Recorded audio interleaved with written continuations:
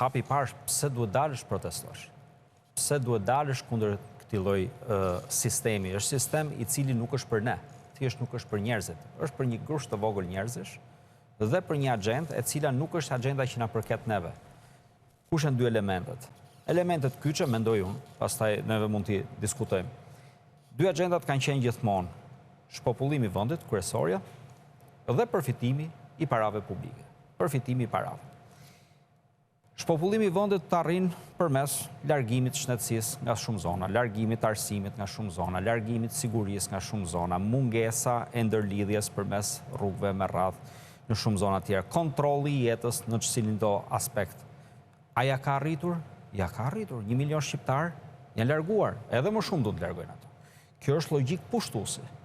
Pushtuesi një vend nuk e don për popullatën, e don për territorin dhe burimet natyrore. Dhe neve në fakt e kemi parë që sa fillun me u shpopullu zonat, fillun dhe na nisën këto investitorët strategjik apo jo i vutër këto pam ku futën në zonat ku njerëzit kishin ikur. Fillun me jugun, fillun me zonat bregdetare, tash ti kanë fillshtuar deri ke malet, sepse ka shpopulluar komplet, jo paketa maleve, jo do bëjmë këtë. Largimi i popullatës krijon më pak rezistencë për këta që t'instalohen, dhe kështu ndodh gjithmonë.